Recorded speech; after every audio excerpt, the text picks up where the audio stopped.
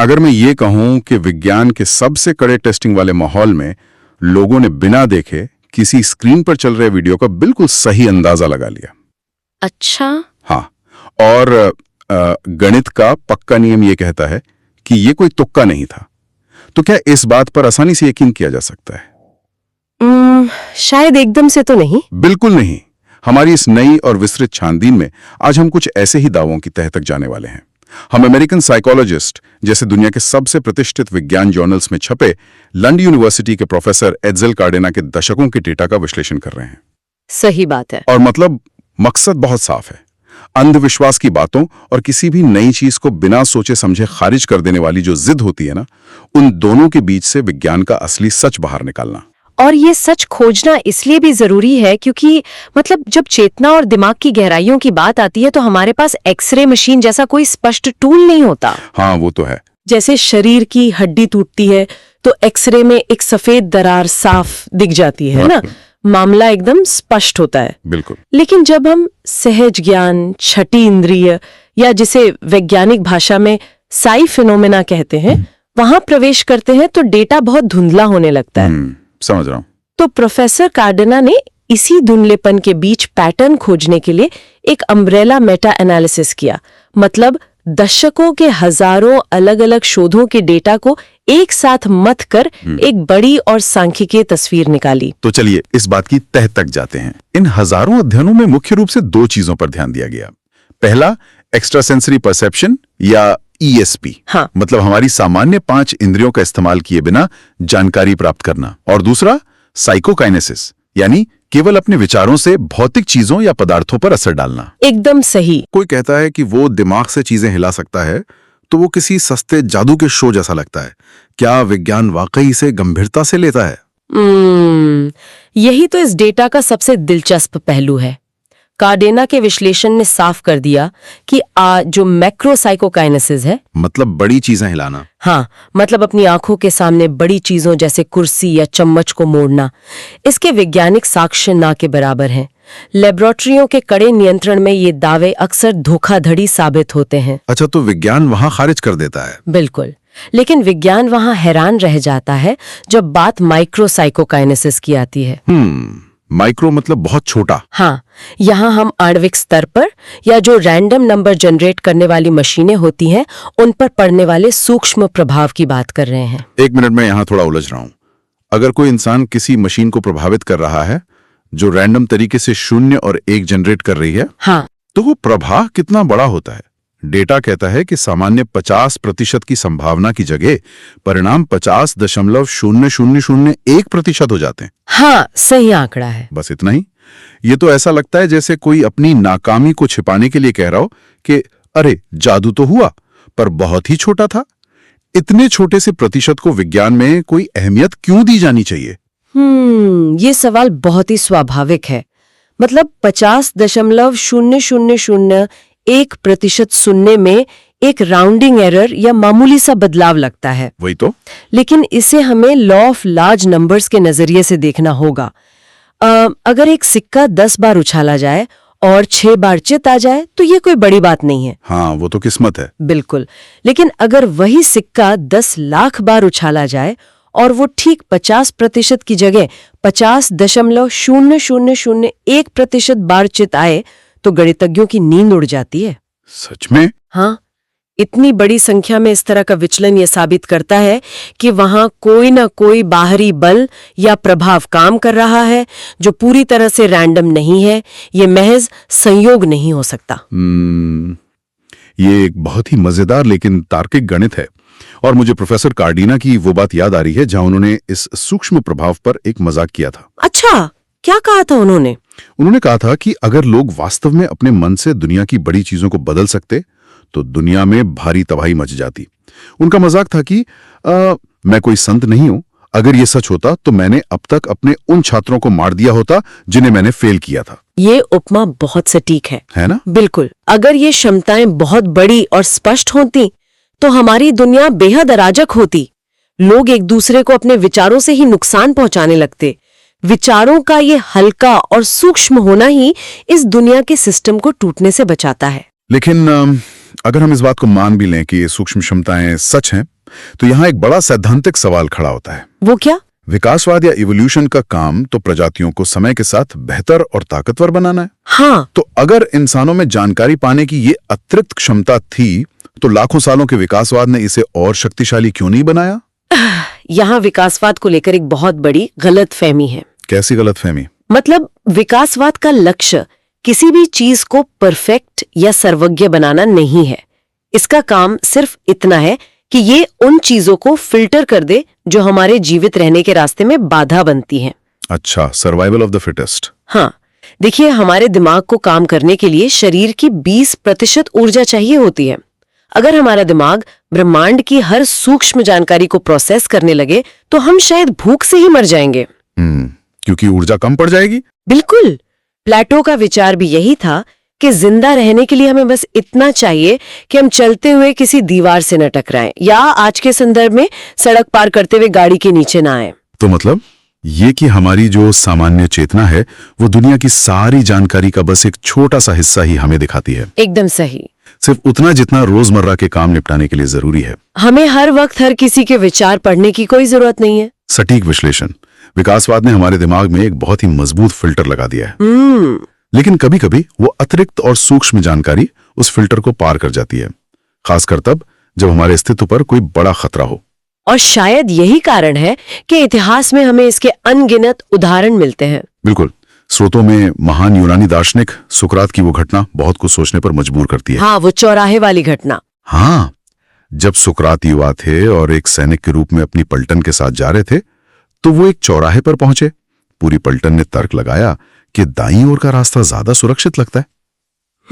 लेकिन सुकरात के अंदर की एक आवाज, जिसे वो अपना डायमन कहते थे, उसने उन्हें बाईं ओर जाने को कहा। सुकरात ने बिना किसी तार्किक कारण के उस आवाज की सुनी, अपनी पलटन से अलग हुए और बाईं ओर चले गए। और फिर बाद में जो हुआ वो इतिहास है। दाईं ओर जाने वाले उनके सभी साथी एक भयानक हमले में मारे गए।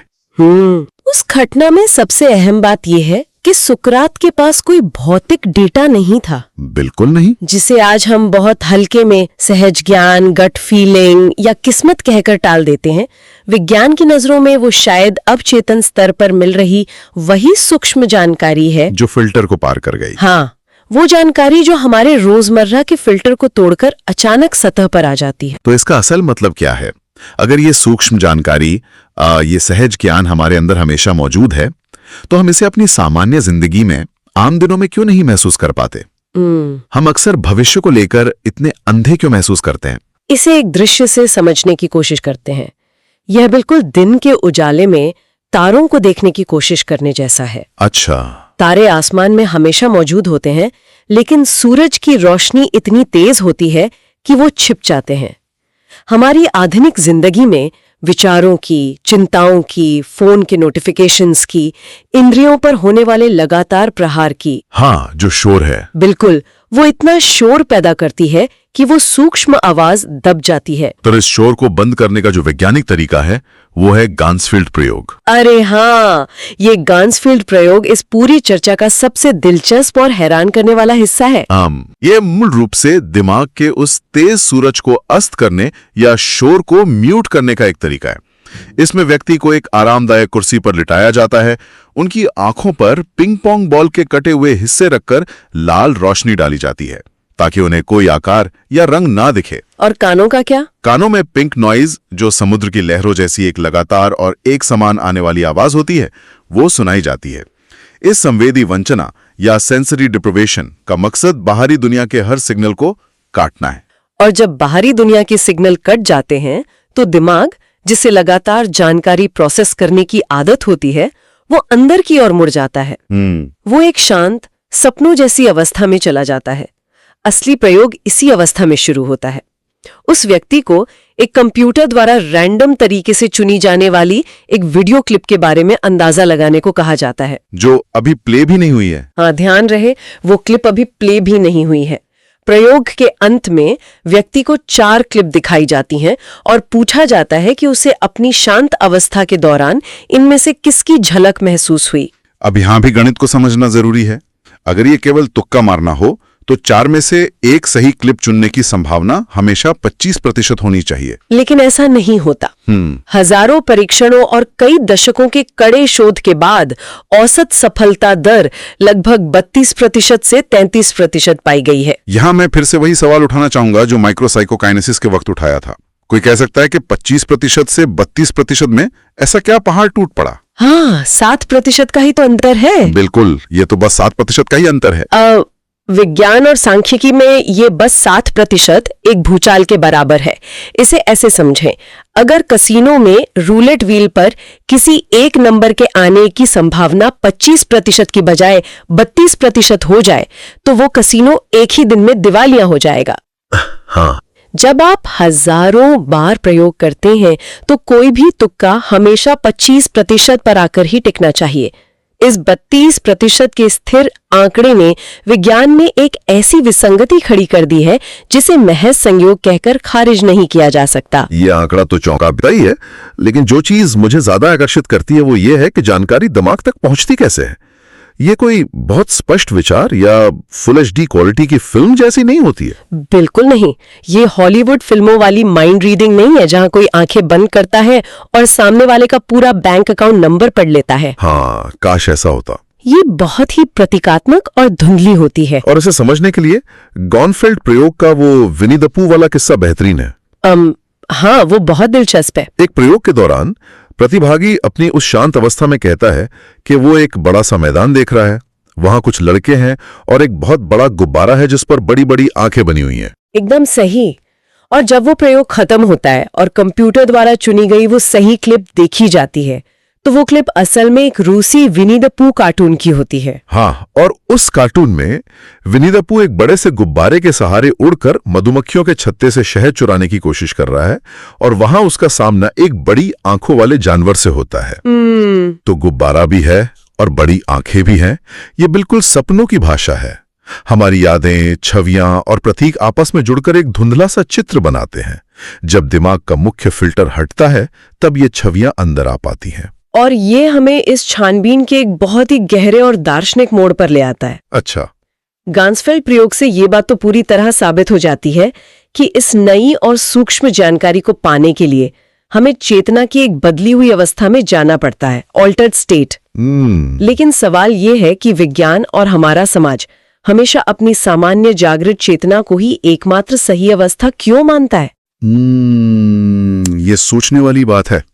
हम मानकर चलते हैं कि जब हम जाग रहे होते हैं, दफ्तर जा रहे होते हैं, टैक्स भर रहे होते हैं, तभी हम असलियत में जी रहे हैं। हाँ। लेकिन क्या ये सामान्य चेतना वाकई इतनी स्वस्थ और श्रेष्ठ है? इसी अवस्था में रहते हुए इंसान विनाशकारी युद्ध लड़ता है, तबाही मचाता है, पर्यावरण को नष्ट करता है। बिल्कुल। और घंटों अपनी फोन की स्क्रीन से चिपका रहता है, खुद को भयंकर अकेला महसूस करते हुए।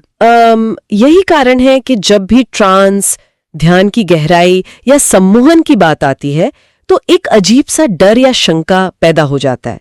हमारी ये जो पहचान है, हमारा अहंकार, हमारा ईगो, वो अपने मिटने से डरता है। हाँ, सही कहा। विज्ञान में भी इन बदली हुई अवस्थाओं की कोई एक स्पष्ट परिभाषा नहीं है, जिसके कारण अक्सर इन्हें मनोवैज्ञानिक बीमारी या भ्रम मान लिया जाता है। हम अपनी इस पहचान को लेकर इतने आश्वस्त रहते हैं कि हमें लगता है ये पत्थर की लकीर है।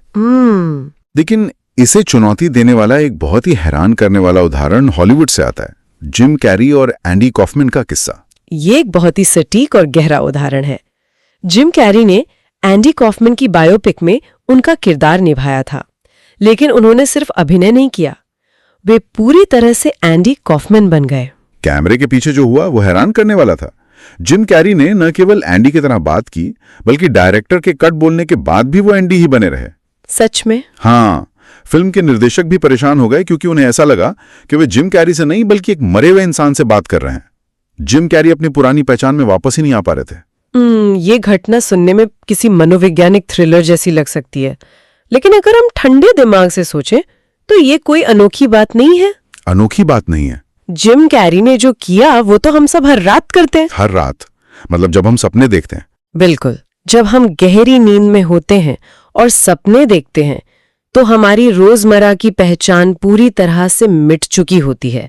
हम सपने में किसी और का रूप ले लेते हैं। हाँ, ये तो है। हम कभी कोई अलग इंसान होते हैं, कभी किसी और शहर में होते हैं, हमारा एक अलग नाम होता है, हमें एक अलग शरीर महसूस होता है, और सपने के उस पल में वो सब कुछ हमें 100% सच लगता है। और यहां से कहानी एक बहुत ही दिलचस्प मोड़ लेती है।